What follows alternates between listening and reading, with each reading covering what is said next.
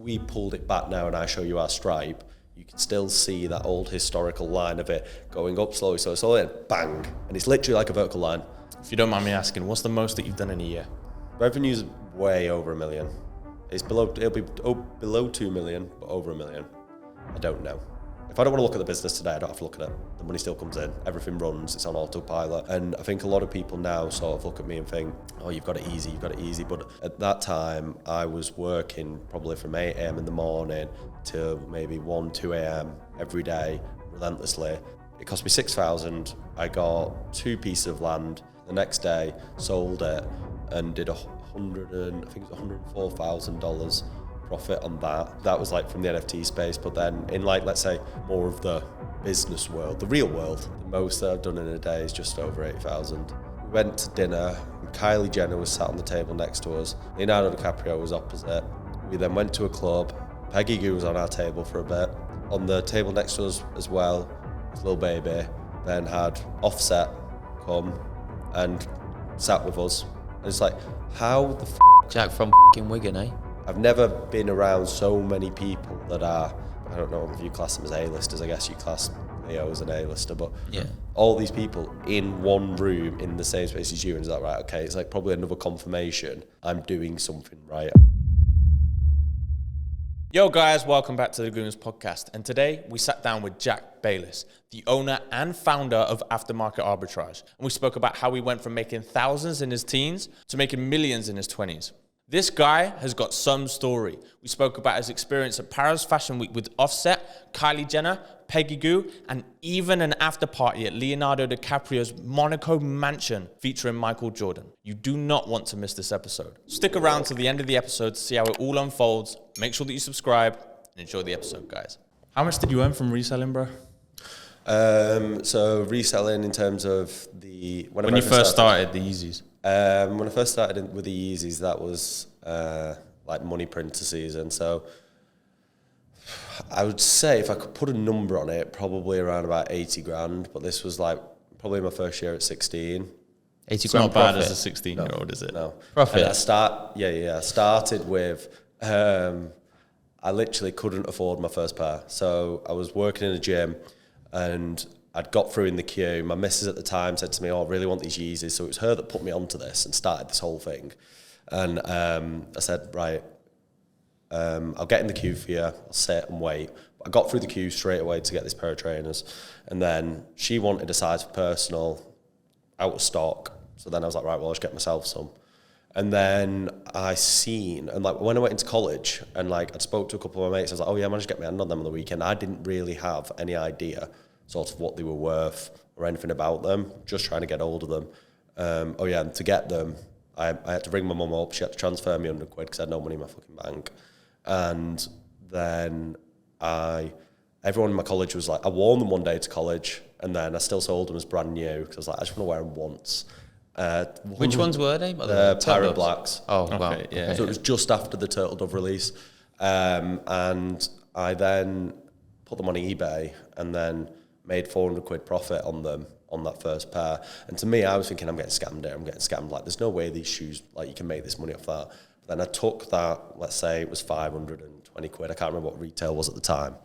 Took that 520 and then spun that into more pairs. But the way that I sort of found out how to get more pairs was completely by accident. I was just going through Twitter and I was like, if I've managed to get one pair of them, there must be another way. There must be a way where I can get my hands on lots of these because that is the easiest money I've ever made in my life. Found like a group which is similar to what I run now, where they basically give us information on trainers. So it would be this website's dropping at this time. However, if you use this link, you're going to be able to add them to your basket before they've even gone live on the website. Like lots of little tips and tricks like that. And then we had hacks for Adidas's website. So you might remember the Oxford Tans. With a simple website link, we would just bypass the queue. And whilst everyone else was sat in that queue waiting to get through. I was fucking sat in it, dickhead. Yeah, me and the boys. So I was paying like $100 a month for a subscription to this group. And they would just be like, right, here's your links for today, lads. And then we'd just be like, copy, paste, just open up loads of tabs. Every tab would go through. And it was just like, every time you checked out, you got that order successful page. It was like, another 400 quid profit, another 400 quid profit, 400, 400, 400. And then literally it just kept going release by release, that then I would just keep recycling that money. But obviously when you're Forexing your money every single time and it all compounds, I wasn't spending my money on anything. I didn't spend it on, I was 16, living at home with no bills. So it then just grew exponentially. And then it got to the point where it was basically shifting them on pallets through to China. So Why China? If China wanted it, then they would pay a premium for it. So if there was no hype for a product in China, there was no market for it over here. So China's influence basically dictated the market over here. And I ended up in some really, really fucking weird situations with this. Like, and my dad used to have to come and drop me off and take me, because I would turn up at this little like storage unit in Liverpool. This Chinese guy would wander out with like a suitcase or a big like backpack, just open it full of cash and just be like, £5,000, or whatever it was, whatever denominations it was in. And I would just be handing over pair after pair after pair, or whatever it was, because we did clothing, there was the Off-White Rimowa suitcases as well. Like I think I made like 1,500 quid profit a piece on each one of them.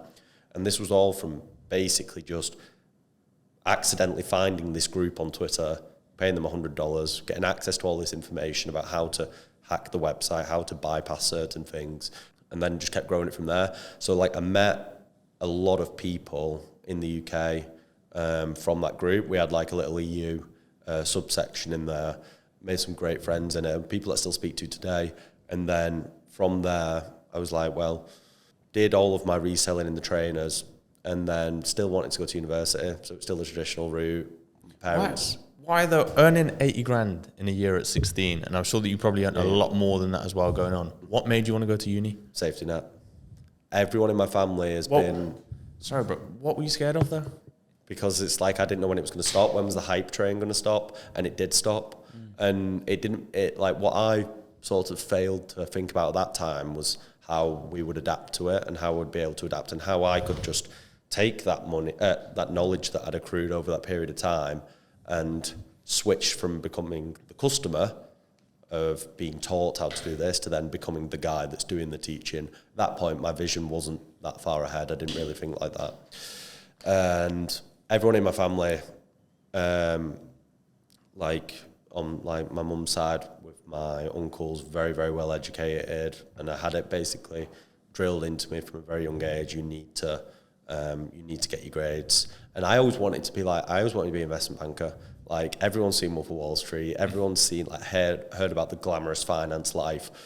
That's what I wanted. I wasn't necessarily bothered about what job I was doing. I just wanted to be where the money was. Always money motivated. And I guess that kick-started it with the reselling, because I realized how quickly you can make money and you can make an absurd amount if you know what you're doing. Yeah. And so let's say a normal job didn't necessarily appeal to me. I wanted one where I was going to get work like a dog. I'm not afraid of working, but at the end of that, I'm going to be sat on a very, very fucking good wage. So yeah, went that way with university and stuck through it. What was your experience of university like? Completely different to the majority of people. I'd say in my first year, I went out in Freshers Week, didn't really go out at all after that. Second year, didn't go out. Final year, went out, I think it was once or twice. I was 100% focused on getting a first and getting the grad job that I needed to, because I'd interned at a hedge fund, and at that hedge fund, the way I got into that hedge fund was extremely fucking backwards. It was from working at the gym, drug dealer, guy there who's an investment banker, owed him money, and he said, look, instead of giving me this money, you can do me a favour, get Jack a job, get Jack some experience somewhere. Unreal. So then he introduced me to someone, that person introduced someone. I went through a chain of 4 people and networked my way through, and then ended up landing on the doorsteps of this hedge fund, which is, you can't apply to work there, it's invite only. And then got in. First day there, I got ripped to shreds, because they're used to just your Cambridge, Oxford, the the best educated, all the posh boys, and I bounced down from fucking Wigan. And they're like, what are you doing here? And I thought, on the second day there, I thought I was going to lose my job because they were like, right, pack up your bags, go meet your boss in the pub, you're not coming back today. I was like, fuck. I rang my mum and left. I was like, finished, done. She was like, don't worry. What do you mean they ripped you to shreds on your first day? Like, pulled my CV out and was like, why the fuck are you here? You shouldn't be here. You're not qualified to be here. And I was like, I was going out of my way to learn Italian at the time. And my boss was like, why the fuck are you trying to learn Italian? The only language you need is English. Like, the world of finance speaks English. Stop wasting your fucking time. Yeah. And it was like, these guys who were like the highest performing people in this industry, like, they have no time for bullshit. And they would scream at you. The stories that I heard sat in that hedge fund were insane. Like, on my first day, the fund manager sat behind me arguing because champagne from one helicopter hadn't been moved to the other. And I was just like, what planet have I just fallen into here? It was wild. You're still a kid, right? Yeah, exactly. And I nearly cried in that when my first interview, like when I went in and sat down with him and he pulled my CV out, literally nearly started crying because he honestly like tore me a new one. It was bad. But everything that you worked so hard towards as well, you just ripped it to shreds. Yeah, completely pulled it apart. But when they said when they were like, don't come back today, they were like, go to the pub and meet him. Went and sat in the pub, walked in and he was like, Jack, sit down. I was like, fucking hell. And he was like, you know what? I really fucking like you, mate. He was like, you're going to hire my son one day. Sat there with him and then a managing director of Morgan Stanley, the investment bank. And then they were like, Jack, do you want to go do a master's? I was like, yeah. And he's like, well, he sits on the board. I'm not going to say the university, but it's, let's say, one of the top 3 in the UK. But he sits on the board there. Pick which masters you want to do and you're in. And again, just connections, meeting people. And they're like, well, we're going to make your life fucking easy now.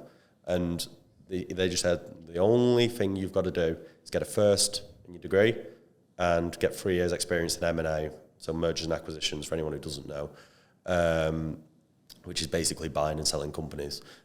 So that was my only goal. Like, I didn't want to go out. You completed it, right? Pardon? You completed the goal, right? I got 1 year of mergers and acquisitions experience, but when I started in M&A, I also started my business. So then it got to the point where what I was earning every month from working in M&A, I was earning every day from the business. So like that point for me was the tipping point in my head where I was like, it literally makes no sense whatsoever to be here anymore. How much were you earning daily? At that point, like 1,200. What was the grind for the people that don't know? No, actually, it was a little bit more. It was 1,800 because that's what my wage came into. It was 1,800 a month in M&A. So that was just the reselling. So it was both. Okay, so you went back into reselling. Yeah, back into reselling. So I was doing it myself, but then also teaching people how to do it. And then not all of it came from that. A little bit came from some software that we developed as well. So we developed a piece of software. This is really niche, but it sold. So you guys are familiar with Discord? Mm-hmm. Yeah. So let's say have you heard of WAP? No. Okay. So WAP is like let's just say, for example, right now, WAP's doing what I started, but on a mass market scale now. They're huge. I just did it for myself and then sold it to people that I knew. This piece of software, say you had a product on your website and you wanted that product to include access to a Discord community. So I built a piece of software that would embed onto your website and basically facilitate a CRM, so you'd be able to manage all of your customers, but then also they would be able to connect to your Discord on the website.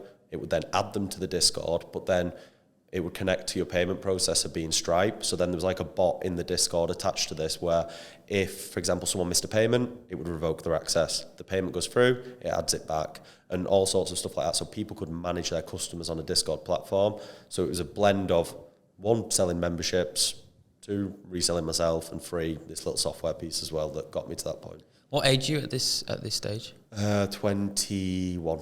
21. Yeah. So at that point, I was working so I was doing the M&A job, studying to be a chartered accountant, and then building aftermarket and my other bits on the side as well. So that was the point where I sort of look at my life now, and if I don't want to look at the business today, I don't have to look at it. The money still comes in, everything runs, it's on autopilot, it's in a good position.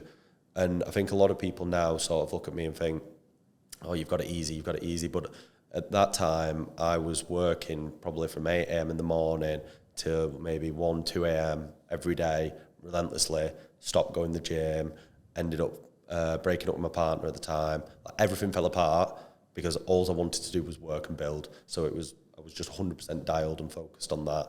And that was like my slog. And yes, it was only a year, but that was an intense year of no breaks whatsoever. Yeah. Fucking love that, bro. Yeah. Inspiring, man. And motivating. When did you get into Amazon FBA then? So Amazon came around about... Wait. So you were at the job for a year. Sorry to cut you up. Why? When did you leave and why? So I left in November because the business, I think it was around November time, because we had a BBC interview coming up as well, and I knew that it was going to come out. So no one at the firm knew that I had a business except one person, because I had to pick that colleague up, and at the time I had a McLaren. So when I came and picked him up from the train station, he was like, "What the fuck are you doing?" What was that feeling like? Yeah, bro? it's insane. And I used to as well. So I used on to... an 1,800 quid a month wage. Exactly. Because the partners at the firm, like, ripped me a little bit for turning up in my dad's car one day. But the only reason I was turning up, because my dad had a nice Mercedes, turned up in my dad's Mercedes, but the only they were like, "Bloody hell, like, we're paying you too much if you can afford that." The only reason I turned up in my dad's was because I didn't want to be like young dickhead turn up in the McLaren. So like, I was like, I've actually like done you a favour here. I actually like that though. Yeah. Humble. Yeah, exactly. Like I knew that the partners in that firm have slogged it, and they didn't have a car like that. And it's like, well, who am I to be that person? It's not exactly presenting yourself in the best way, is it? Like, to young lads, it's like, yeah, it's fucking funny that. But then it's like, actually looking at it, you're going to build enemies very quickly in a corporate setting, behaving like that. So that's why I didn't tell them anything. They knew nothing about it. But then we'd been contacted by the BBC, so we did a show that it was called BBC Click. So it was basically like a tech-based show. It's on iPlayer. And I did a whole bit with them, and I was like, well, they're going to know after this. So told them just before that aired, and then they were really supportive of it and sort of said, why the fuck are you still here? Get out the door, go and like chase your dreams. But if it fucks up, pick the phone up and you're welcome back. And again, I think that's probably because I behaved appropriately up until that point. They had no idea. And then like I would... They probably respected that. Yeah, exactly. Yeah. Like, I would park the McLaren up outside of work, and I would get more in parking tickets every day than what I was getting as a day rate from being at that job. At the time, it was a little bit surreal, and it's like, how has life changed this quick? Because it did change really quick. I went from £500 Citroen, and the lads behind the camera will know about this. It was a shed, lads. Like, it would smoke every time you turned it on. It was like, if you went past 50 miles an hour in that thing, like, you was like the steering wheels like jittering all over the place. It was a shed. And I went from that to like an F-type Jag to a McLaren in 9 months. And it was a really, really quick period, but it was sort of a testament to that whole year of having no life, no social life whatsoever, then led to this really, really quick sort of progression in terms of income. During that year when you were kind of in your slog, you called it. Yeah. You haven't got a social life, you're building, but are you actively making money, or are you just building? I was making money, so I was still reselling myself. And obviously I had the money coming in from my 9 to 5, which was like 1,800 quid a month. And then, and as well, like this always, like when I've done these in before, people always say like, if you work in M&A, you get way more than that. That's London. I was working in Manchester. It's not the same rates. So getting 1,800 for that. And then started with obviously with the Discord and the memberships. Day one, we got one customer, and I thought I'd put together the perfect marketing plan. And it was my brother's birthday that we launched it on. And I was sat at the birthday meal, like face like slapped ass. I was like, I'm a fucking failure. How did you market it? So I paired up with, you might know him, you might not. Do you know Food Review Club? No. Oh, I think I do know him. You will know him. He was a small creator at the time. He had like 20k followers, and I just thought, right, so I'd done a whole like sort of like, let's say beta, where I had about 500 people in, and they were just using my services for free, learning from me for free. That didn't convert the best. It never really does in this industry. And then we went from that, so I was doing that, and then it was just like your Instagram, Didn't do TikTok at the time, Twitter. It was Instagram and Twitter, really, trying to grow it that way. Paired up with Food Review Club. We did a load of promotion with them. Food Review Club. Yeah. I know him. Yeah, so we did a big promo with him. Only converted one customer. That customer stayed with me for 3.5 years as well. My first customer, and we so we only took on one person. Then it was really, really slow. And I've got some friends who are in a similar industry, and they were like, "You're gonna blow. You're on the edge. You're on the edge. Don't worry about it. Keep your head down." And I'd probably say no more than a week later, if we pulled it back now and I show you our stripe, you can still see that old historical line of it going up slowly, and bang. And it's literally like a vertical line. And it was that paired with COVID, like lockdown. So the second lockdown, COVID was a blessing for me with regard to business. I know for a lot of people were looking for ways to make money. Yeah, online. everyone sat at home, furlough money coming in, bored. Everyone was scrolling on socials. It was so easy for me to get customers. Like now, it's way harder. But yeah, it was the perfect storm. And then we've just been sort of growing and scaling since then. How did you get into the Amazon FBA? Where did that come into it? Well, when I started Aftermarket, which is my main business, I basically had someone come to me, which was a customer, and say, "Look, I'm an Amazon seller, and I want to provide my services in your group." So he was trying to charge me £2,000 a month for his information, his knowledge, his guidance, because I knew nothing about Amazon at this point. And I said at that time, $2,000 a month was all of the revenue that we were pulling in. And we had other staff that we were paying as well, like moderators, admin, stuff like that. So with that, I was like, right, I can't help you. I mean, I can't hire you. But what I said was, I can help you. So I then basically took everything that I'd built in Aftermarket, did a copy and paste, and then made an Amazon Discord for him. And this was like I'm pretty sure it was the first Amazon-based Discord at the time. And I still have my shares in that today. And I basically just took shares in that for helping set it up. So that was my first bit of exposure into FBA. Then as the PS5s and the trainers, all of that started dying off, my customers wanted consistent earnings, not these peaks, massive peaks and troughs, which is what you'd get with like your consoles. So we said, well, where's the consistency? It's Amazon FBA. So then I went back, worked with him in the other company that I have the shares in. And then we then migrated it over, hired a team, and then just ran it from there. So around about 2.5 years ago now. Is Amazon FBA hard? Amazon FBA as a concept really isn't hard. We have data, right, on this, and it's quite interesting. So if a customer who starts Amazon FBA with us makes it through the first 4 months, they're likely to stay with us for at least 2 years. And what can you take from that? You can take from the first 4 months, you're starting a business. There's going to be ups, there's going to be downs, it's going to be a little bit rocky, right? But if you get through that, you're going to be there for the long run. And then after the 2 years, you don't need me anymore. Yeah. Fully know what you're doing. I don't know anyone who's got past the 2-year mark and stopped being my customer because they've quit Amazon. It's because, well, you can't provide anything to them people anymore. My business has always been to bridge the gap between, let's say, experts, people in the field who can teach, and then people with no clue whatsoever what's going on. So being that stepping stone and helping general public people with no idea how to make an extra income. Now, if people get through that phase, yes, they're laughing. They know how to scale from there. But it's those first few months which are problems. It's not like eBay reselling, which is pretty much plug and play. With Amazon, there's more processes to follow. There's more sort of, let's say, regulation you've got to follow. It's a little bit more complex and a little bit harder to get your head around. However, once you've done everything once, it doesn't really change. So it's just a case of if you could come to me and say, I'm ready to learn, I'm willing to put a shift in, I'm going to read the material you've made, and I'm going to watch the material you've made, you're going to be fine.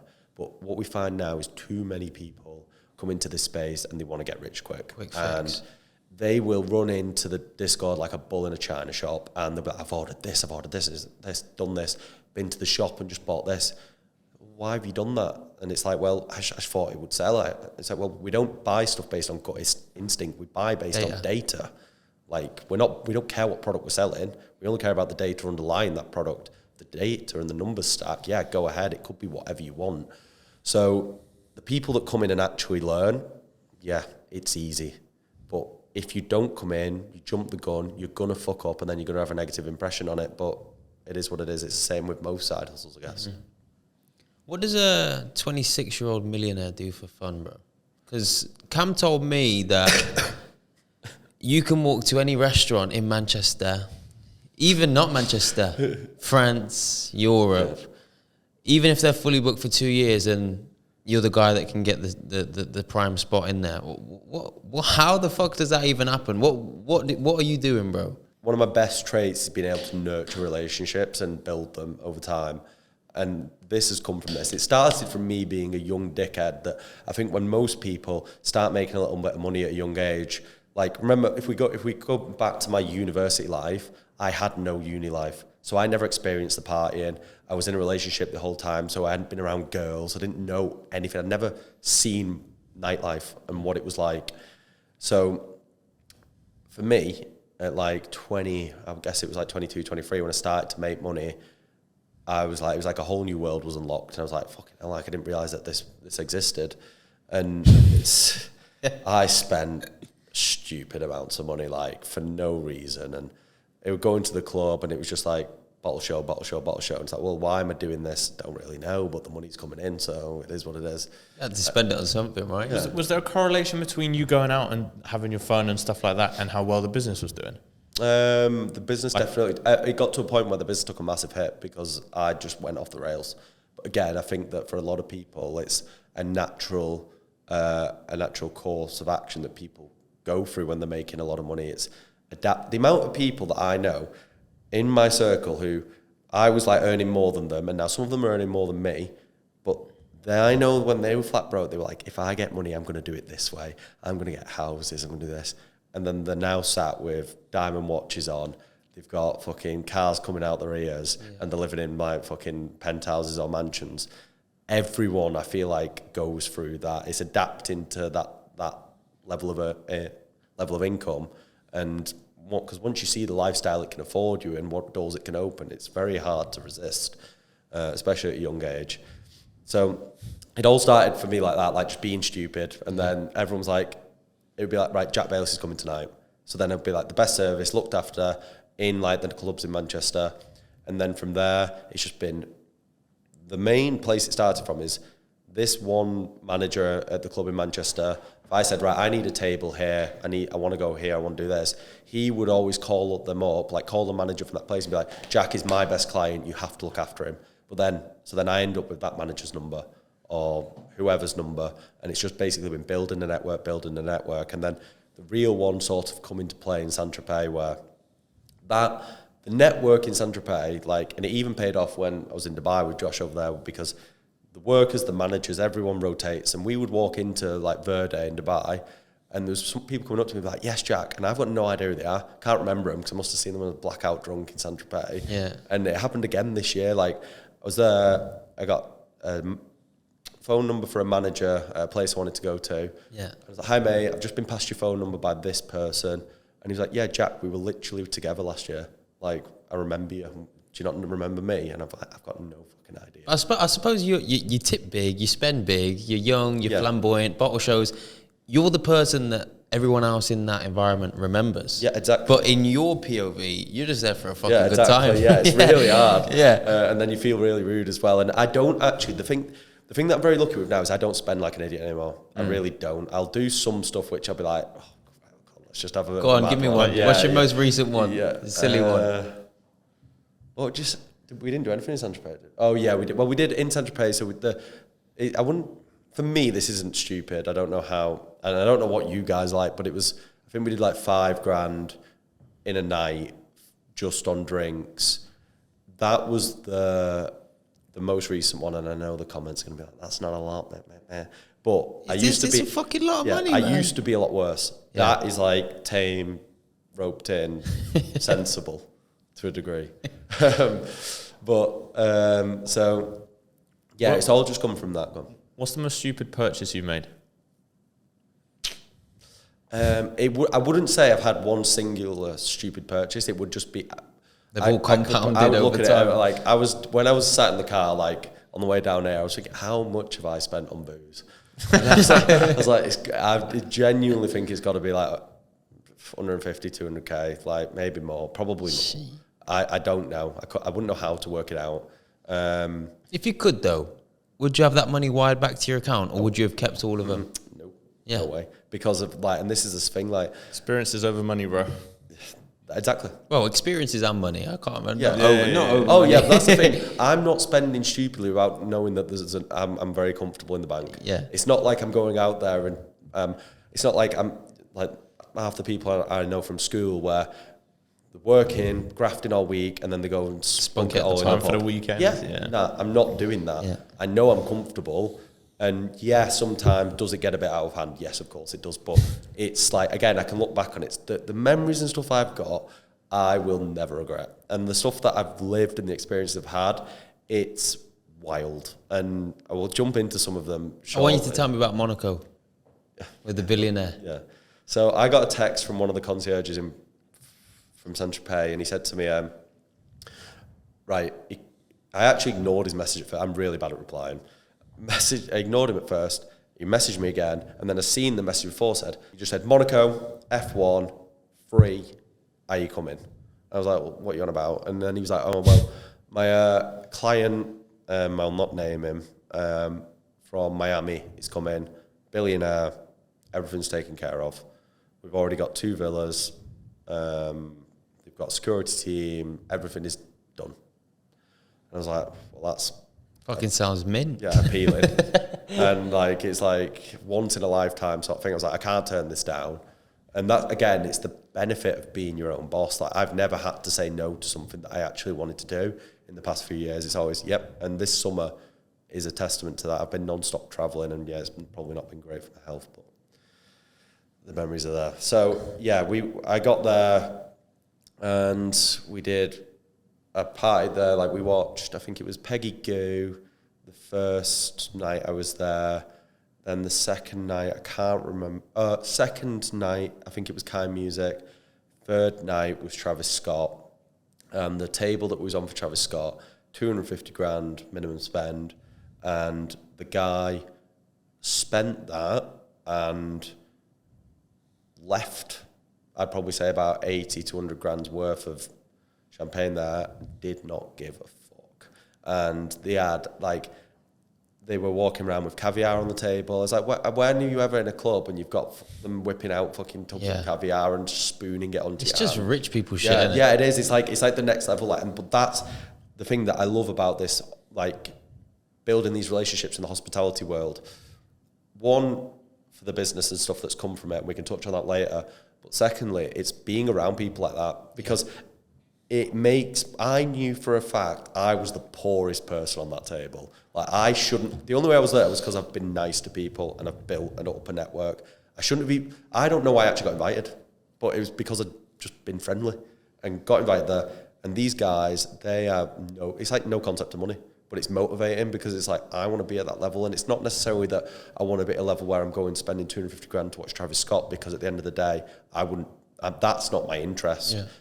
But what is the idea that I could mindlessly spend 250,000 on something without having to worry about it whatsoever. They spent 100 grand to come in on a jet. They had yachts, a huge fucking yacht when they were there, and they hired it for, I think it was 3 days, and they only used it one day because they paid for it but not asked. And that's the thing. It's like a whole new concept of money, and seeing it is absolutely incredible. You know, when you're in and around these people in that party environment, how do you find the balance between being the guy that's there and he's here for a laugh, and we know that you guys are here for a laugh, but also like trying to be a bit of a sponge? How do you find the balance between asking the right questions but also still being a laugh? It depends on, like, for example, this Travis Scott case, I did not, being honest, try not to sponge whatsoever. These guys who was with, I got barely any contact with them. Mm-hmm. They were very, very closed off and not really willing to actually have a conversation. So why were you there? experience. And I didn't know it was going to be like that. No, not on your end. Like, it's great, but why were you there then? If because they weren't... Because the concierges had said, Jack's coming, he's my client, and he needs to be here. So they put me on. They couldn't even get, some of the other concierges that I know couldn't even get into the building, even though they had wristbands, they had access, they were still being held at the door. But because I was on that table, I got in. Like, it was really surreal. But another good example I've got of this is, so a girl I was at university with, did a group project with her, and her, let's just say, her relatives are, you know, the Kamanis. PLT. I feel bad. You keep listing all these people. Pretty Little Thing. Okay. Yeah. So the owners of Pretty Little Thing. Now, her dad isn't a Kamani, but her dad is one of the guys, let's say, who is sat behind the scenes. And I already knew who this guy was because he came to the talk at our university. And this was when I was in Monaco as well, by the way. And so I went to this table. Again, they all went off on the yacht for a day. I'd woke up in Cannes because it was a weird night. I'd woke up in a hotel in Cannes, we'll just say that. And I'd missed to get on the boat, I'd missed it. So then I rang up someone else that I knew that was there, again, another concierge. And he was like, yep, come and join my table. So I went and joined his table. Again, met another group of people. Again, all really successful. Got all of their numbers today. Still in touch with them all, just from a conversation. Now, when I was like stood there, I seen this guy, the girl who I knew, her dad who had done the talk, and he's a billionaire. HMRC have tried to put him in jail twice for tax fraud, and he's beat HMRC twice. This guy, he owns a bank, an investment bank. He doesn't fuck around. Yeah. And I seen him on the table next to me, and I was like, what the fuck, I need to go and have a conversation with this guy now. And I got the security that was on our table to go and just like basically go over to him and say, someone on this table who wants to have a word with you, but if you are just enjoying your time, don't worry about it. Like, I didn't want to be that need. Do you like that person that's going to run over me like, hey mate? So I got him. That's to why I was asking you about the balance, because sometimes people just want to go and have a good time, innit? And this table that was on was wild. That they were on was wild. You were talking like all 60, 70-year-old blokes with like 20, 25-year-old women. It was insane, right? I was getting recorded on the phone. I was like, I need to show the boys this setup. Like, it's wild, this. I ended up so I had a conversation with him, and he's like, he couldn't believe it that I'd watched his talk at university. Couldn't believe that I knew his daughter. And we chatted for probably about an hour, and we were talking about what I was doing with my business, what the situation was. And it was just a really sort of casual conversation. And then before he left, he went, right, here's my number. Anything you need, because he's got offices in Manchester, anything you need now, text me and we can meet up for a coffee. And then like 2 days later, he texted me out of the blue and he said, really good meeting you the other day, mate. Again, I was being serious with what I said.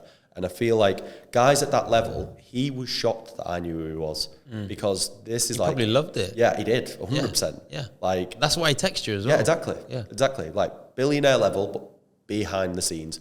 No, like I put it on my Instagram story. Who knows who this guy is? Just as like, because I wanted to see if anyone knew. No one knew. And for me, then it was like, I reckon that is why he took such a keen interest in me, and then showed a willingness to help, because even if there is the odd people that wouldn't know who he was, like my university cohort, I know based on the talk he did at uni, they would be too intimidated to go and have a conversation with him. And I think it's, again, just putting yourself out there a little bit. You're in the same area as him. We're in a very expensive beach club, table next to him. And it's like, well, there's probably also some level of mutual respect. It's like, if you're in here now, you must be doing something right. And that's what I love about the south of France. It's expensive, but you never get any problems. Everyone there is on a mutual level of respect for each other, because everyone, to be here, you've got to have done something. You've got to have something about you. You've got to be putting yourself out there. You must be making money. And then that's why conversation and everything is so fluid out there. And you can network so good, because everyone's willing to speak to everyone.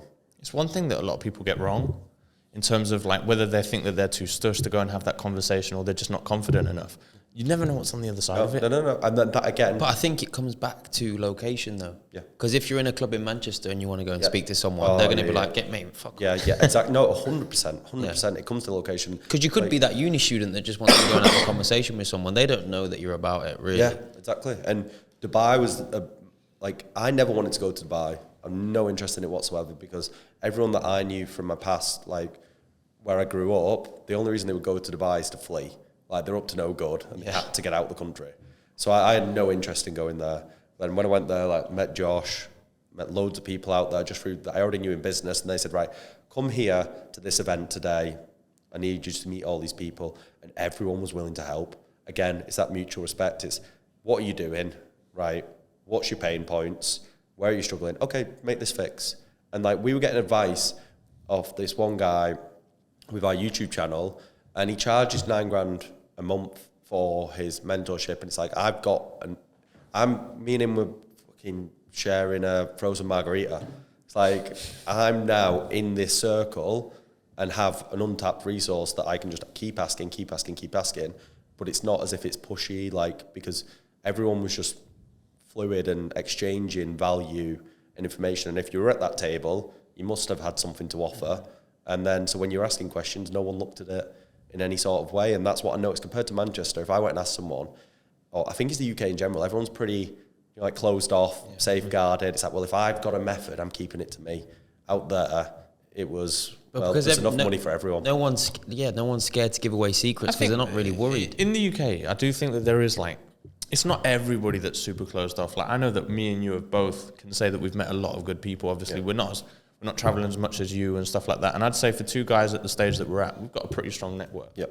From being in the way place in the UK. And it's about building that network first and breaking down the barriers. On the same wavelength as well, though. Exactly. It's like the point that I mean there, I may have sort of articulated a little bit wrong, is I was meeting people for the very first time in Dubai, and they were handing over value and information like nothing. I feel like here it takes a little bit more relationship building to get through to that first, and sort of breaking down barriers and building that trust before people start to share what they're doing. Yeah. I love Dubai. I love Dubai. I get excited by the fact that there's so much money everywhere. There's so many people. Yeah, it's a completely different way of life, isn't it? How we grow up over here, you've seen it over there, and it's like being starstruck. It's a motivator, isn't it? When you're around other people that are doing so much better than you. Yeah. And like, more often than not, there's nothing about them that's like really amazing. No. Like that's because especially at the start of our kind of pod journey, we met a lot of people that made a lot of money, and we'd come away from some of the conversation, we'd be like, they're a little bit unimpressive. Yeah. But they do 250K a month. Yeah. Why can't we do it? Yeah. Do you know what I mean? Yeah. You find that all the time, and like the person that I mentioned earlier, like, what's his name, but who I used to get mentored by, that's again something I realised very quickly. Like, when I had been introduced to him, like, in terms of people had said, look, you need to go work with this guy, he's as if he's God. Yeah. And then I meet him, he's like, you are, and he's actually a northern lad, like common, doesn't care, and it's like nothing special, just put the work in. That's what it comes down to. Would you say that's the most important thing, the work? Consistency, yeah. Because again, for me, it was like, when I started, I got that one sale, that was it. And my head could have gone then, but it's that consistency of sort of showing up every day, putting the work in, when there's nothing to show for it, that's all you've got to do, day in, day out. Tick the boxes. Like, that's one of the things that I always like to do.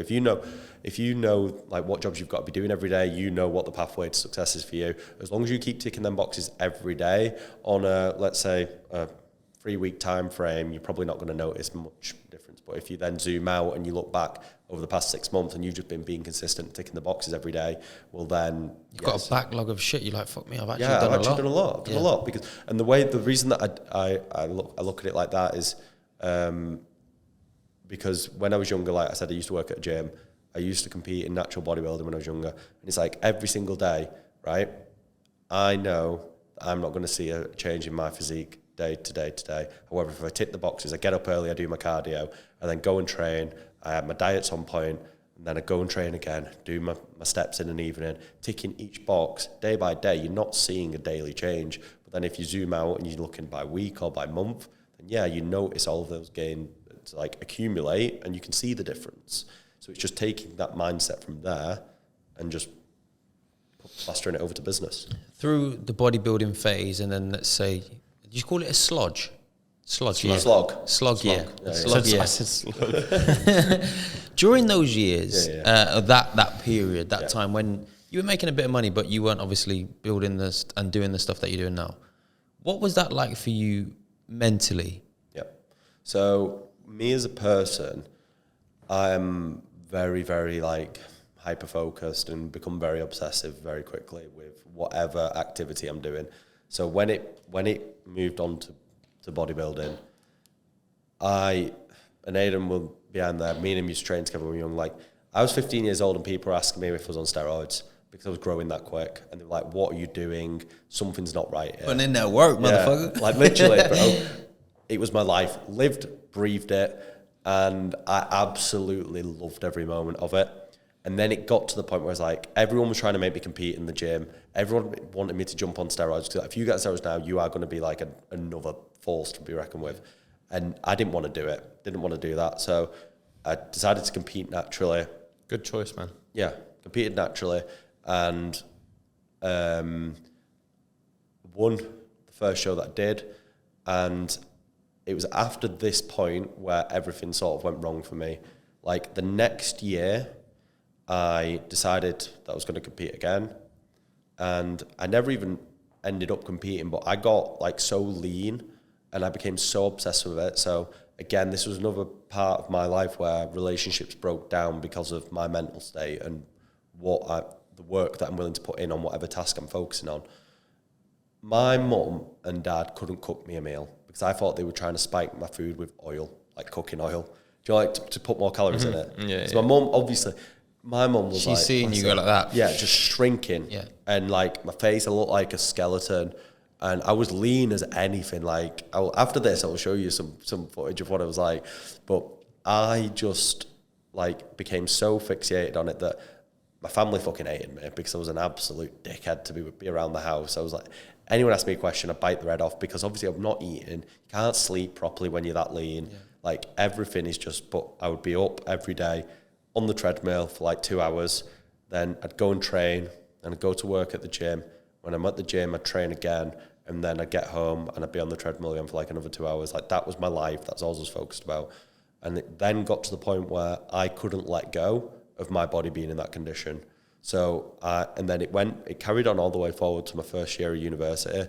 And that's when stuff really got bad mentally for me, because it was at the point where my girlfriend at the time, my mum and everyone was like, you need to go to the doctors now. So the doctors tried to give me antidepressants, got diagnosed with anorexia, because what I used to do was, and this is probably going to sound really weird to people, But you're not still wedged though, and lean. I was lean, but like, I had muscle to my frame. You're still ripped? Yeah, shredded.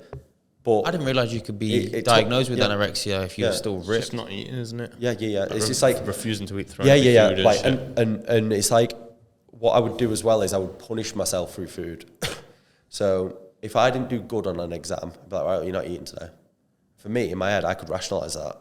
Like, and be like, yeah, that's a totally sane and normal thing to think. And then, like, I would never get the bus. I would walk like 2.5 hours a day just because I wanted to get steps in at university. Even if it was pissing it down with rain, I would have my coat on and I'd have my headphones in and I'd be like, nah, I need to exercise. In the moment though, you feel like, you're like, yeah, this is the grind. Yeah. But for me, it was like, this is totally normal. I went out on a night out, and this is no bullshit either. Like, and he knows that I've done stuff like this before. Like, I find myself still today reverting back to my bad tendencies. I don't think I'll ever really get over it, because I do think most people who are really successful, you've got something a little bit wrong with you. And I'll stand by that. Like, you're like unhinged in some form of way. Like, it's like at university, there was a day where come in, this was like my one night out in my first or second night out after freshers in my first year. And I'd eaten some biscuits that were in the kitchen. So the next day when I woke up, mortified, I didn't eat for 2 days. And then I was like, you are not eating now. Like, you can't do it. And even now that like 6 months ago, went through a breakup, didn't eat for 5 days straight. But I was like, I'm punishing myself. That's what it is. I would tell my friends, tell my mum, tell my brother, but I'm just testing myself. But I know it's actually, there's a little bit of a screw loose up there, and it's like, it is punishment. I did 3 days with no food as an actual fast with bone broth, and I struggled. And you just feel like I broke up with the missus, so I'm doing 5. Yeah, I just thought, fuck it, I'm not eating now. I have to put myself through it. It's fucked, mate. I still don't, like, I can... Wait, you still kind of like that now? Yeah, nowhere near as bad though, but I'll still, like, I will, like... Give me an I think example. that's funny though. No, the fasting, like, I've done it a few times since. Is that... Like, the 5-day fast. Why? I wish I could give you the answer. I don't know. I can just... But, like, regularly on a day-to-day basis, you just eat... I'll eat, like, one normally. meal a day. Huh? I only eat one meal a day. One good meal though, right? Yeah, like, no, depends. Don't know. Like, food for me is... Because of your mentals... Sorry to interrupt you, bro. No. Because of your mentals from before? Or Yeah, I because think you're just like, less time? No, I think it's all linked. I don't think I'll ever really get over that. If I'm on holiday, I will go away and eat. But if I'm in the UK, it's very rare you'll see me eat more than one meal a day. And I don't know what it is, but I don't think... I hope one day I'll break away from it. But if I'm on my own... If I'm in a relationship, it's, sometimes a bit different. I'll go out for lunch and stuff like that. But if I'm on my own, mate, and I'm working, like, I just don't want to do it. Just have one meal a day. Still got that little calorie counter in my head from all those years ago. That never goes. I was having a conversation with someone the other day. Like, I track my calories for like 3-4 years. It's once you do it on a consistent basis. Oh God, it's you don't look at food anymore. No. Like, you'll look at food as, okay, 700, 300, 200, okay, 1,200 cal meal. Yeah, my fitness pal ruined my life, mate. I mean, to be fair though, one thing that I will say is, like, to the normal person that doesn't take it to that extent, I think tracking your calories for like a period of time and educating yourself what you're actually putting into your body, 100%. Amazing thing to do. Just don't take it to the extreme. Yeah, really. That's all you've got to do. You said things went bad, but you didn't really tell us what was bad. With the your mental state. Yeah, it was just like for me, it was just incredibly unhealthy. Like, I think if I probably got my testosterone done at that point in time, like blood test, it would have been in the mud. Like, because I wasn't eating, like, I hadn't, like, obviously you need fats in your diet for testosterone production. I was not I would eat my one meal a day when I was like in this phase would be like a bowl of salad with green beans and a chicken breast on it. But that was like at 23 years old, training for hours a day because I would still be going doing my cardio. I'd be on, like, and it's like, I was stage lean first year of university the entire time. And it's like, when I look back at it now, I was like, for what? For what? I was fucking miserable. Like, I wasn't... And how did you get all you... Because you smashed your exams, you smashed all of your... Yeah. And you're working like a machine. How are you ticking with no food? I just feel like a robot. I don't know. That for me, it comes down to, like, yes, I was very weak on that side of, let's say, my mentality side of the food. My relationship with food was really, really bad. However, my mental fortitude with regards to work or achieving something far outweighed that. It was like, I know I need to get it first, so I'm not stopping. It was like, if I went to the gym, like, there would never be a day where I would find an excuse to not go to the gym. I remember going to the gym after Freshers Week one day, and I was still drunk, and I went into the gym because I was like, I can't not go. Need to go. Like, it's like that. Again, I watched a clip, right, on TikTok yesterday. I was like, I think this sums me up. And not in the sense that they said it, but if we extrapolate it, they literally said, everyone always thinks like champions and winners have something that the general public don't, but it's have more, like something else inside them that gives them more, gives them an edge. But actually, it was basically saying they have less. They don't have the ability to stop. Meaning, like, for me, I wouldn't stop at anything to get the goal. Even, yes, not sleeping properly, not eating properly. It was just discarded. That was like, well, that's not interesting to me. What I need to do is, 1, maintain this physique, 2, get this grade, blah, blah, blah, blah. And that was all I was focused on. And it was like, nothing comes before that. Relationships broke down, like I said. Family relationships were shit. But at that point, I was so selfish, and I look back on it, I hate myself for it. But it's like, I know that I just prioritised my goal. And yes, it was really bad, but I then took that sort of, let's say, hyper-fixated mindset, applied that to business, started eating better, became normal. Everything started to like regulate normally. And I was like, right, everything's falling to plan now. But put that fixation into the business. And then that's why I feel like I did that 1 year with no excuses, still tick the boxes every day, did everything I had to do.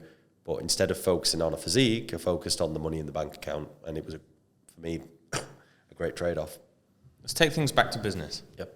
If you don't mind me asking, what's the most that you've done in a year? In a year, in terms of revenue or profit? Both. Revenue's way over $1 million. It'll be below 2 million, but over $1 million. I don't know is the correct answer. I can tell you one business quite accurately. That will be sitting at around about 800,000 from one business alone. But with everything else that I earn money from, I don't know. I don't really track it, and I know I should. Profit, I'd probably say 500,000, sitting around there. Now, the most I've done, for me, the ones that I sort of do keep track on is the most I've done in a day. So I've had a day. Was you guys involved in the NFT era? I knew you was going there. Yeah. You was? Yeah. How did you find it? Lost a bit of bread. I was sat on the other end of the table. In the NFT days, they were, very crazy for me. We did, because one, I was making money again through doing them myself, but two, I also built a group and was just selling education on them. Like, not education, but let's say tips. Like, go mint this, buy this, invest in this, yada, yada, yada. It's basically like the betting groups. Yeah. Literally. That's pretty much what it was, wasn't it?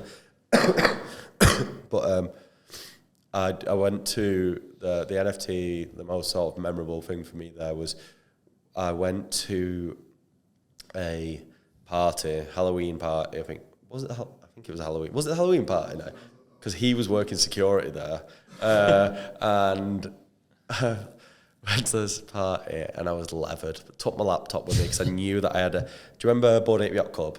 Mm-hmm. Remember? Yeah. So they were dropping their land, right? And because I had 2 mutants, and I think that meant that I got some early land access guaranteed, yeah. Oh. But then there was also like a public mint as well, and I can't remember exactly, but anyway, it cost me £6,000. I got 2 pieces of land, and then one of the pieces of land had this stupid fucking weird thing on called a coda, and it was basically like a little fucking alien, and I sold that after I minted it, confirmed. I had to leave the party because my adrenaline was like I felt fucked. Like I was like, I cannot enjoy this night now. Went home. Next morning, it took 24 hours. I think it was 24 hours or 12 hours to reveal. So the next day, sold it and did $104,000 profit on that. So that was like from the NFT space, but then in like, let's say, more of the business world, the real world, the most that I've done in a day is just over 80,000. And 8 or 80? 80,000 selling digital products. So done just over 80,000 in that, and then there's been a few days as well. Like info products? Yeah, info products. And then, I've had multiple days where I've pulled in over 40K. Fucking well done, bro. Thank you, appreciate that. What do you think it takes to get to this stage in life? To the people that are listening at home? With nothing, at zero, at the base level. I would say, if you've got nothing, right, the only thing that you've got is a willingness to succeed, right? So, for me, I didn't know how I was going to make my money. When I was a kid, I was like, I want to be rich one day. I'm not saying I'm rich yet, but I think I'm on my way. I knew I was going to be there, just didn't know how. And I think if you're hungry for it and you're dedicated and you are motivated, you've got your why. So for me, the biggest thing is finding your why. Since being a kid, my family always looked after me. I've never been done Like, I never went short as a kid, but we never had money. Now, for me, I want my kids to have a completely different life. Like, my why is I want generational wealth for the future of my family. That is what I get up for every single day. And it's the thing that I started this journey with, and it's the thing that I still think about every single day. It's not about me. I've had my fun, right? I get more happy now seeing other people enjoy my money. I've done, again, what most people would class as really, and he will tell me that, really stupid things with my money for other people, like to put a smile on their face. Because for me, I don't get that same enjoyment out of it. My enjoyment comes from making someone else's day. And I'm similar to that. Yeah. Like on Christmas, I hate opening my presents, but I love when open that one. It's from me. I got my brother Wimbledon Rolex for Christmas, and he got upset, and it was like the best day of my life. Like seeing him, my brother's my right hand man. Like we do everything together, and seeing him like have that reaction to money that I've built, and like it's just sat there, but knowing that it can invoke an emotional reaction in someone like that, then well, you can't put a value on that, can you? That's what it's about, man. Yeah. So going back to the question, finding your why and never losing sight of that. That's what it would be. Just fucking go. Yeah, you got to be consistent with it. That's it. Keep it in mind. Keep pushing forward. I want to swing it completely differently. Go. I want to know about Paris Fashion Week, because you said your exact words were Paris Fashion Week. This was crazy. Yeah. So I want to know a little bit about. Paris Fashion Week. I'm gonna have to think back to exactly what I was on about then. When I went there, I had no idea what to expect. Like, I presumed it would be go in and watching, I don't know, maybe like a runway show. I didn't see anything. Yeah. All it was again partying, but you're going to a place, and we went to dinner. Kylie Jenner was sat on the table next to us. Leonardo DiCaprio was opposite. We then went to a club. Peggy Gou was on our table for a bit. I was stood on the table next to us as well, was Lil Baby. Then had Offset come and sat with us. And it's like, how the fuck? Jack from fucking Wigan, eh? Yeah, has been in this sort of, like, pretty much it. Like, for me, all these people who I actually like Offset, Lil Baby, like, that's the music I listen to. Yeah. Peggy Gou is when that famous song, it was when that was popping. I was like, what is she doing stood on the end of I'm stood at the back of the booth, like, and she's just stood at the end of the table, like, chatting to my mates. I'm like, how has this happened? Yeah. And it's like one of those things where, like, you're in a club, you are going to run into people, but I've never been around so many people that are, I don't know if you class them as A-listers. I guess you class Leo as an A-lister, but all these people in one room in the same space as you, and is that right? Okay, it's like probably another confirmation I'm doing something right. I'm moving in the right direction. Yeah, it's fucking dope. Yeah, it's good. It's just try and move to Kylie on her. Having none of it. Can't say that on here. No, man. You ended up at Leo's after party though, right? Yeah. How'd that come about? Again, this is like another one of those things where it is like, we're going to Monaco. Yeah. Literally. I can't, like, I was in the club in Saint-Tropez, and one of my good friends, the one who went to Paris Fashion Week, he's a driver in Saint-Tropez, so knows everyone. He's always working with, like, celebrities. And he comes into the club, bounces in, goes, Jack, we need to go. I was like, why? He's like, no, we need to go. And I was there with my brother, Josh was there, and he's like, no, we're going. Turned his phone around, it was like, Leo's after party, come now. And we turned up, and this again, it's moving in the right direction, meeting people, making connections. I've never ever seen a setup like that in my life. Like, that guy must have the most absurd amount of money in the world. Like, it was fucked. Like, the whole road up to this, like, let's say, estate was completely closed off. And there was security after security after security. It was like a full-on operation. Like, this wasn't an after party. This was like a full-blown... Felt like an event. Yeah, event where you turn up and then they've got all... It's like, do you know when you hear about it with like a beefer where there's the You've got the V classes that'll just sit there and be shuttling people up. Yeah. That's what they had, like a full operation, up and down, taking people up. We get in, and they went like this. They said, my mate said to me, "Your name is Matthias something tonight." Like, all right, sound. And then the guy on the front like says to me, like, "Have you got any ID on you?" I'm like, "Nah." And he went, "All right, well, I know a quick way to check. Pass me your phone." Went onto my phone, settings, and then it's got your name on it. So he said Jack Baylis, and he's like, "It doesn't look like you, Matthias." Fuck. And he's like, "Nah, not tonight, mate. You're not getting in now." And then, but my mate had already got in, the driver, because of his contacts in there. And then my mate went, "Just give me 1 minute." Stood off to the side. Security, who said no, comes over and goes, "Where's Jack?" Pulls me straight in and goes, "Right, have a good night, mate." I don't know who the phone call was made to. I don't know how it was done, but it was done again from a contact. This is why I love this shit, like building relationships. And got up there, mate, and you walk in, red carpet everywhere. And I was going through that, and I was like, "I've seen her on Instagram. She's been on my Explore page." Like, model. And there was then, he was with like really big music artists, and you've got bars everywhere around this venue. I'll show you some videos of it, and if you want to drop any in, I'll give you some footage. And it's like there's champagne, tequila, whatever you want was free, no bills paid whatsoever. And my mate goes to me, "Jack, up there at the villa, like this huge villa," he's like, "That's where Leo is, and that's where Michael Jordan is." I think it was Michael Jordan. He's like, "They're up there now." And he's like, "Should we go?" I was like, "There's no way we're getting up there." I said, "We've done well to get here. Let's not push it." Like, "Nah, come on."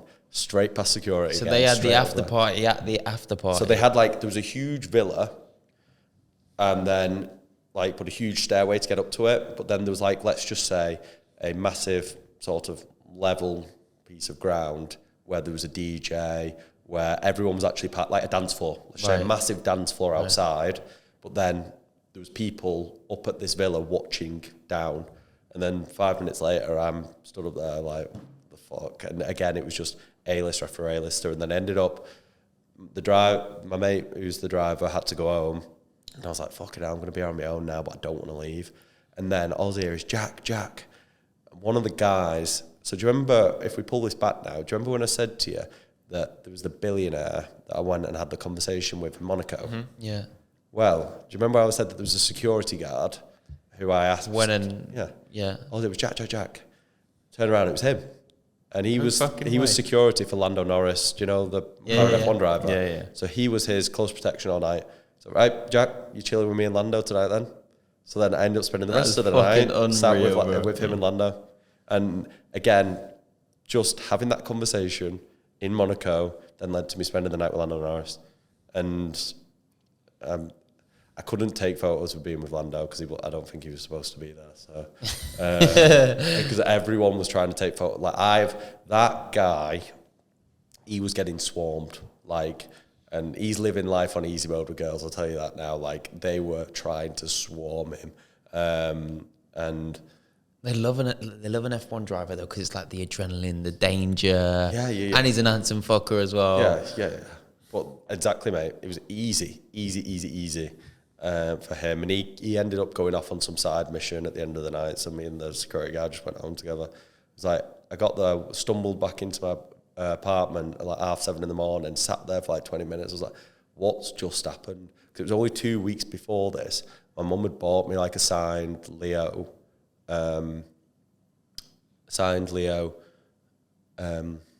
photograph from when he's doing The Wolf of Wall Street. Yeah. It's 2 weeks later, I'm in his gaff and I'm sat eating a cheeseburger. What the fuck? That is crazy. Yeah. Really Wolf of Wall Street, one of your favourite films, right? Yeah. Always has been. And I get that it's cliche and it's cheesy. I think it's fun as well. Yeah, literally, bro. Yeah, I feel like it is, and I feel like it resonates with so many people. Yeah. My dad said, it's most men's dream life. My dad. Fuck it out. It is. When you break down the film, every man fucking loves it because of that reason. They're they want to be him. Yeah. You want, when you actually break down each component part of that film, it's I would want my life to be like that. I would want to be able to be with that person. I would want to be able to have that house. Yeah. My dad said to me though, you know how they've got his dad who works for them, and he always goes mad in the film. Yeah. Like, and about spending money and stuff like that. My dad's like, I can't work. $23,000 On sides. He's like, my dad had the wine. The sides did cure cancer. I can't. My dad said, I can't work for you ever because I know that that's what I'll be like. And it is. That's it's unreal. Funny. But yeah. Again, it was just a fucked up experience again that came full circle from the Monaco and meeting him again. And then thinking like, well, I'm already in Leo's place. And then it goes a step further. And did you meet him or anything or not? Leo, no. No. Can't touch him? No. Did you see him? There. Yeah, seen him, but I don't know where he went. Seen him so do you know when I said, oh, they were up at the villa? Seen him, Michael. I don't really know him basketball. Michael B. Jordan or the Michael Jordan? I don't know. I don't follow basketball. Not the actor, not Black Panther. No, Michael, the basketballer. Oh, one of the greatest basketball players. One of the greatest athletes of all time. Yeah. $1 billion night deal. They were like, they're up there now. And I could just see figures and shadows, like, I couldn't work out. Can't miss his figure, man. Yeah, like you see it just 6'8". a giant. But, so they were there.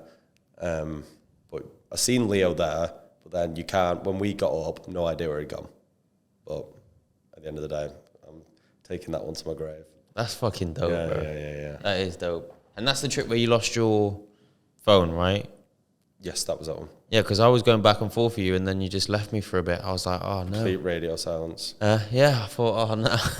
Yeah. I said he's gone and watched one of our episodes and thought, fuck these dicks. No. Yeah. So I guess, and this happens a lot though with me. One thing, and I guess we could touch on this. So in this case, I had lost my phone, but normally for me, when I go, and I don't know, maybe people can relate to this, I get really bad anxiety around my phone, where if, let's say I've been away on holiday, like when I went to Monaco, no one could get in touch with me because I didn't want to touch my phone. And then because I couldn't even open up WhatsApp because I was like, I know the amount of work that's going to be in there and how much I need to do, but I'm not in the fit state to do it. It really invokes anxiety in me because yes, being able to travel and have these experiences is amazing, but you've still got to run a business. And for me, that's something I'm really weak with at the moment, is actually finding the balance and being able to manage both at the same time. Yeah. And that sort of managing the work whilst I'm away, whilst I'm having fun, is something I'm really, really bad at the moment. And it's, like I said, do you not open it because you think if you open it, it's worse for me not to do it? I can't. Or you just don't want to even see it? I can't even look at it. I dread it. To the point where, there's even times where my mates have said to me, there's been before where I've been traveling around and going from place to place to place, and my mates have messaged me like, just tell me you're alive because I've not heard from you. You've not posted anything on social media. Nobody knows where you are. But it's like, 'cause I can't pick the phone up. Really, really bad for it. I'm just in Leo's gaff, mate, having a burger with Lando. You know what I mean? Allow me. I'm all right. Yeah. I'm more than all right, actually. But I just can't speak to you right now. What would you say to a business owner now that wants to take their business to the next level and be able to have these experiences? What do you say to them? In terms of being able to have the same experiences that I have? Do you mean building? I mean building. Key fundamentals. What do you think should be instilled in everybody? The one thing that I would want to drive home with someone is not to get complacent. I remember that when I was first starting out, and I was like, when I get to 10k a month, I'm going to be sound. Didn't happen. When I get to 20k a month, I'll be happy then. No. 30k, 50k, 100k, right? For me, it's about, if you want to build a business and have experiences, it's about finding happiness outside of the numbers. I was always someone that would attach my happiness to a number. When I do this, when me and my brother, when we hit 1 million in revenue for the first time, creeping up, we were a refreshing Stripe, and then it happened. It was like, he shook my hand. He was like, well done. We had a hug. It was like, back to work. And because I don't know why, I guess a lot of people do it. You always want on that build. You think it's always just if I get to this, then I'll be all right. Then I'll be happy. It doesn't happen. And you need to find happiness intrinsically along the way that is not associated with those numbers.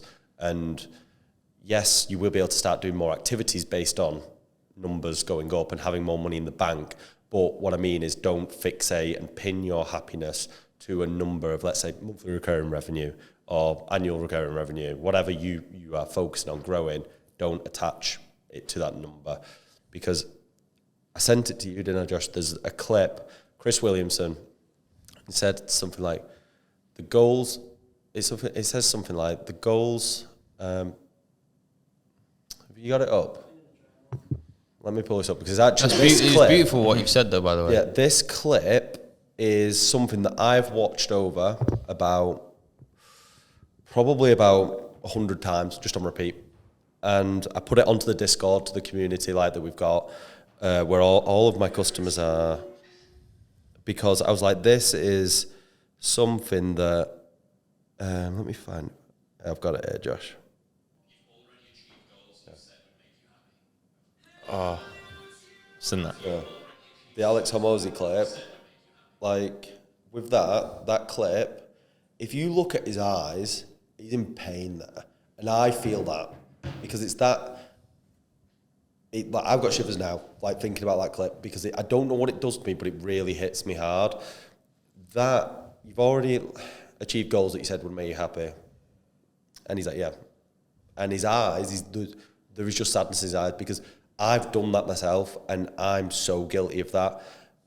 But that's where I know, and reflecting, that's where I need to improve and find happiness outside of this, because I've been so guilty about doing it. So if we actually pull it back to that question, it's about, if you want longevity in this game, you don't want to burn out, you need to get to a point where you actually, in a way, not forget about the numbers, but they're not the be-all and end-all. The man who loves walking will walk further than the man who loves the destination. Exactly. Something that I tell myself a lot. Yeah. That's, again, Chris Williamson. For me, the best part of me building Aftermarket, being the first business and the one that it's my baby, the one that I'm most involved in, the best part of that was the start. It was the building, the scaling, the not knowing every day what I was going to do next. Yeah. I would wake up and be, well, I'm just going to figure it out. I don't know. That is the best fucking bit, because every day's new. There's a new challenge. It's stimulating. That's why at the moment I'm sort of pivoting a little bit. Aftermarket runs itself essentially. I have like more of an oversight view on it now, but I'm starting my next journey and pivoting into making money through other means, because I want that stimulation again. I want to be challenged. And I guess everything in my life ties into that, the challenge, where it was like the gym, proving to myself I could do this, me being fucking stupid and not eating for 5 days, wanting to prove to myself that I could do it. All this sort of stuff is just proving, doing, challenge, achieve. And that's what I always want to do. And if I'm at a point where I'm sort of being complacent, twiddling my thumbs, I lose my mind. I have to be doing something and have to be trying to progress with it. Even if it's not progressing at that moment in time, I know that the hard work that I'm putting in at some point is going to pay off. Do you think that anybody can do it? Yeah. I think that anyone can, to a degree, in terms of how far you want to push it. I think that anyone can be earning over 10 grand a month. Like, I will stand by that, because once you start earning money, the penny drops and you'll realize, actually, there's a lot of fucking money out there, and it's not about making money, it's just taking it. So all you're doing is taking it from one person, you're creating something of value, and you're transferring that from you to them in exchange for that money. Once you've done that a few times and you've got to 10k, and you're actually do you know what? There was a little bit of a foggy period, a little bit of a sort of like a rocky road, but I've got through it. Now I'm here, and well, I know what I need to do to get to 20k, and getting to that 10k a month, I think anyone could do that. Pushing up to, I'd probably say the biggest challenge isn't from 0 to 10k, it's 10k to 100. That period was the bane of my life. It took, let's fucking go then. it took a long time for me to get through that. And it was even like the way that I did it, it wasn't even through my main business model. It was finding new ways to monetize the business model that I already had through various avenues that I'd previously never even thought of. So it came more so down to creativity at that point. Look, I'm making 50 grand a month from this at the moment. It's stable. I really don't know how to grow it. And then I thought, well, instead of just trying to grow this one aspect of the business, what arms can I add onto the business to add, to be an additional revenue driver? And that's where the real big push came in from us. Because again, it was, right, new challenge, work out how to add this, how am I going to make this fit and work with my business? And then it got to a point where, no one even think this, but I own a Discord group, but I pretty much run a call center as well that does over 40 grand profit a month. And then that, plus everything else that we've got going on. Call center, what do you mean? Yeah. We've got a little call center that I can't say. Okay. But I'll tell you boys after it, because I'll explain it to you boys after how it works, but it's something that I'm the only person that does this in my industry. And if it gets out, I only want it to get out because of me, because I've signed them, not that they've got my idea and run off with it. Yeah. Because that's what we're doing at the moment. That's one of the sort of arms that I'm working on, is basically taking, again, what I've built in my business, copy and pasting it into everyone else's business and making them a lot of money without them having to do any more work, because I know and I already have the infrastructure to facilitate that, and I'll take 50%. When you curate your offer to sell your course, your info products, etc., what checklist do you go down? I wouldn't say there's a specific checklist. For us, it's just been focused around with our, let's say, our info products, they're all a little bit different. So if you buy in the Amazon FBA space, okay, I make something like this. You've got one strategy, which we call, let's say, basic arbitrage. So you've got online arbitrage and retail arbitrage. People usually bundle them into one. So that is your beginner entry-level way in. So this is just going to have the fundamentals of starting out. It's going to be helping you dip your toe in the water, giving you all the knowledge you need, but in an easy-to-read or digestible bit of content. Mm-hmm. Then you have another strategy called wholesale. Wholesale is your next leg up. It's, right, I'm serious about this now, more advanced. So in that's where, instead of a lot of it being written and basic videos, it's actually a fully structured course where we use Podia, and we'll have hours and hours and hours of content on there. And then going on top of that, we have private label, which, again, another completely different strategy, but it's just more in-depth, more complex. So for me, there isn't necessarily, it's not like I have a golden formula for a checklist. I just put the content in there that needs to be put in and make sure that it follows a good structure, it's digestible, it's easy. I don't make the videos 30, 40 minutes long. They're as bite-sized as possible so people can rattle through them. And then also giving people, like in the courses, and there's a big one that I'm building at the moment, we're going to be doing a lot more sort of testing in that as well, in terms of actual tests. So you're not moving on to the next stage until you've completed X, Y, and Z. You can evidence that to really make sure that these people are learning in the correct way, not running in like that bull in a china shop, like I mentioned before, just racing to get rich as opposed to learning the basics. So what's next for you then, bro? Next for me, I want to pivot. I mentioned a little bit earlier, and I'll dive into that, but I want to pivot into new stuff, exciting. I've got that cash cow business now that sits and ticks over, right? Everyone's looked after that. It runs. I can now start to diversify.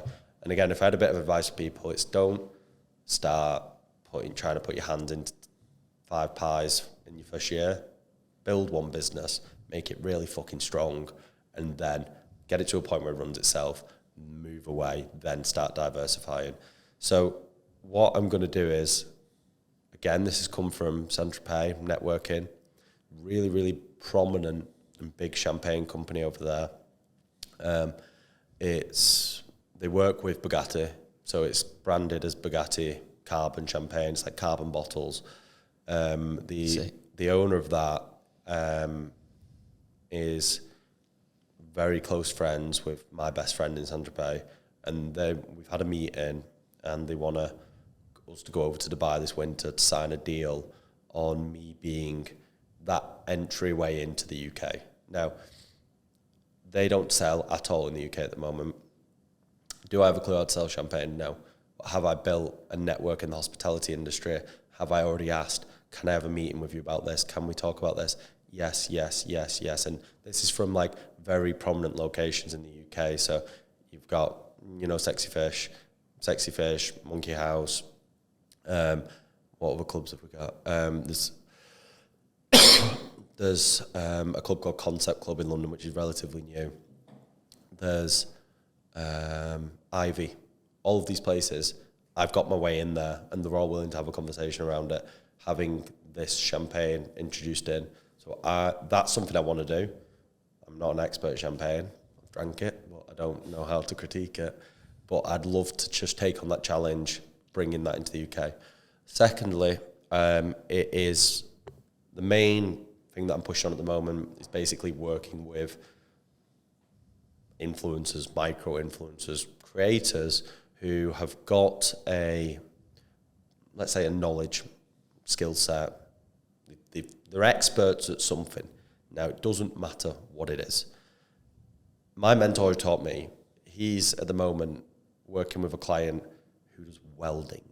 And this welder is now selling a welding info product and making tens of thousands a month from it. I want to see how far we can push this and what sorts of industries I can jump into and apply my knowledge and skill set to basically take these influencers, look at what they've got, how do we monetize their audience? You don't have to worry about building the product. I'm going to do that alongside you, extract all the information and everything we need out of you to build that info product, and I'm going to help you shape it. But if you've got an audience, you've got some form of skill set, that's what I'm looking to pair up with. That's how I knew Cam. Like I said to you, I've worked with a few other people, and that for me, it's almost being a consultant. It's interesting. It's something new every day. I get to meet new people, work in new fields, learn about new industries, stuff that I don't necessarily have a clue about now, but I'd love to learn about. So that's the route I want to go with it. I need a little bit of diversity in my day-to-day just to sort of keep myself sane. So that's where I want to go. And basically work with influencers who have an audience, build a product for them, and make them a shit ton of cash in the meantime. Let's go.